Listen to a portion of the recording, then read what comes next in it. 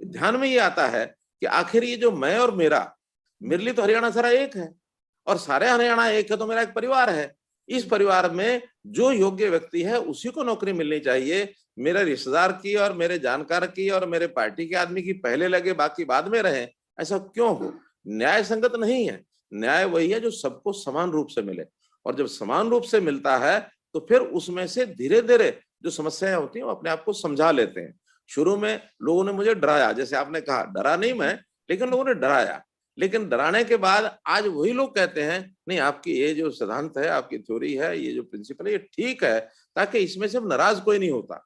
आज योग्यता के आधार पर अच्छे अंकों वाला यदि कोई नौकरी लगता है, तो जिसके कम अंक हैं, उसको भी संतोष होता है कि मेरे से ये ज्यादा ब्रिलियंट था, इसलिए लग गया।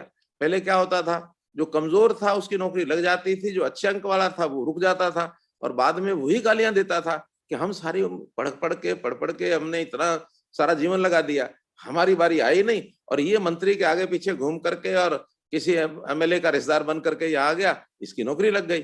तो इसमें से संतोष मुझे भी हुआ है, समाज के हर व्यक्ति को हुआ है, और लोग जो जिस भ्रम में हैं कि हाँ भाई इसमें से कोई हमको नुकसान होगा, कोई नुकसान नहीं होगा। मैं कहता हूँ जनता से हमने इसके लेवल क्रिएट किए हैं, लेयर्स बनाई हैं।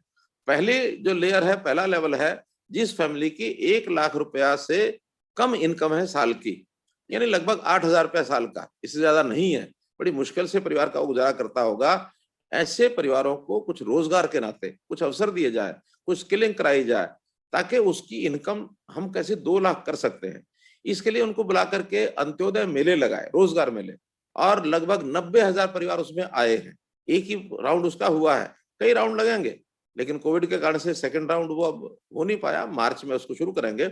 ऐसे सब लोगों को बुला करके उनको कोई स्किलिंग का प्रोग्राम उसमें ले जाना है, या उनको कोई दुकान करनी है, कोई छोटी इंडस्ट्री लगानी है, कोई महिला सेल्फ हेल्प ग्रुप में जाना चाहती है, कोई प्राइवेट नौकरी लेना चाहते हैं, उसकी भी हमने व्यवस्था की है कि प्राइवेट नौकरी भी सरकार के माध्यम से हम उसको दिला सकें। जैसे अभी 75% का हमने एक नियम बनाया कि प्राइवेट नौकरियों में 75% हरियाणा के लोगों का रोजगार ये उसको मिले।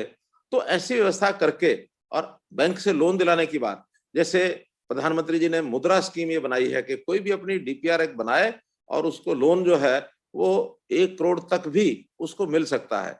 तो पढ़ा लिखा कितना है, वो कितना काम को कर सकता है। कोई आदमी अपने परिवार में 4 पशु बांध करके दूध बेच कर अपना गुजारा करना चाहता है।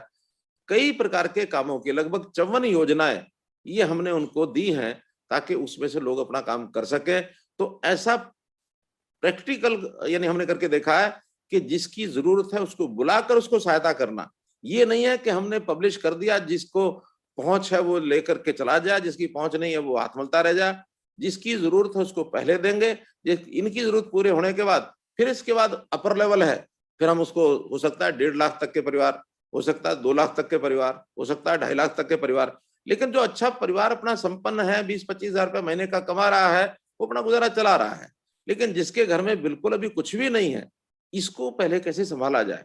सरकारी नौकरी देते समय एक नियम हमने बनाया, बड़ी आलोचना भी हुई, बड़ा समर्थन भी मिला, दोनों बातें हुई। क्या कि जिसके घर में एक भी सरकारी नौकरी नहीं है, उस नौजवान को या उस नवयुवती को 5% एक्स्ट्रा मार्क्स दे करके भी हम नौकरी देने के लिए नियम बनाया है, कानून बनाया। कोर्ट में भी गया, कोर्ट ने हमारी बात को अपहेल्ड किया, सराहा कि नहीं ये अच्छी बात है, एक वेलफेयर स्टेट ये काम कर सकती है। तो उस 5% के कारण से भी बहुत ऐसे परिवार जिनके घर में एक भी नौकरी नहीं है, वो जो है नौकरी में लग गए, तो उनका भला उसमें से हुआ। तो हमने कभी नारा नहीं लगाया गरीबी हटाओ, हम तो जो बहुत नीचे रह गया है, हमारा सिद्धांत है अंत्योदय, अंतिम का उदय।